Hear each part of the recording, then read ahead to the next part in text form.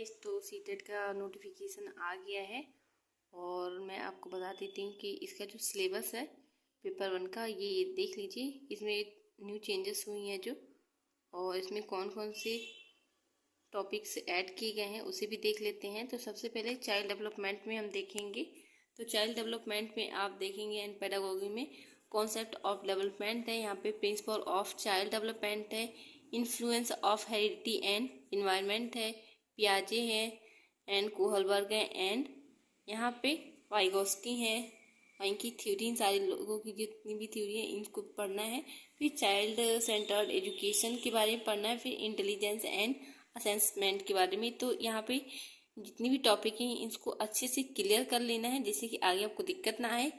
फिर यहाँ पे मैं लैंग्वेज फर्स्ट में देखूंगी कि लैंग्वेज कॉम्प्रिहेंशन पढ़ना है और रीडिंग अनसीन पैसेज जो होती हैं उसको सॉल्व करना है।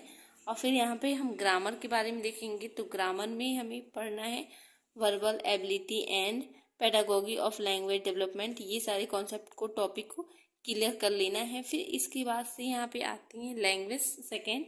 लैंग्वेज फर्स्ट में आप हिंदी ले तो ज़्यादा बेटर रहेगा, फिर लैंग्वेज सेकेंड में इंग्लिश ले तो इससे क्या होता है कि आसानी रहती है, थोड़ी सी ज़्यादा टफ नहीं आता है। अगर आप सीधे इंग्लिश पहले लेते हैं तो थोड़ी सी टॉपिक थोड़ी सी ज़्यादा टफ आती है, तो इसका ध्यान रखना है। और मैंने भी एक बार सीटेट पेपर दी थी तो मैंने ये सब देखा कि ऐसे हुआ था, तो मैं आपको भी सजेस्ट करूँगी कि ऐसे ही करें। फिर लैंग्वेज सेकेंड में देखेंगे सिमिलर टू लैंग्वेज में देखेंगे, और फिर इसके बाद से फोकस ऑन कॉम्प्रिहेंशन देखेंगे, फिर ग्रामर देखेंगे, verbal ability and pedagogy of language and development देखेंगे। मैथमेटिक में देखेंगे, ये जो है 4 सब्जेक्ट है जो कि इसमें 5 सब्जेक्ट आते हैं।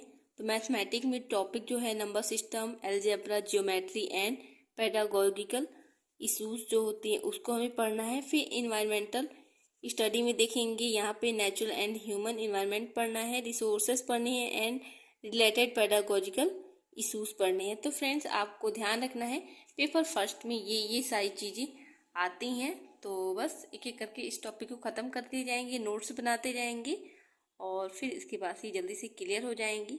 अगर आप मुझे कमेंट करें तो मैं इसके नोट्स भी प्रोवाइड कर सकती हूँ। तो आप अगर कमेंट करेंगे तो मैं करूँगी, या फिर नहीं तो फिर नहीं करेंगी।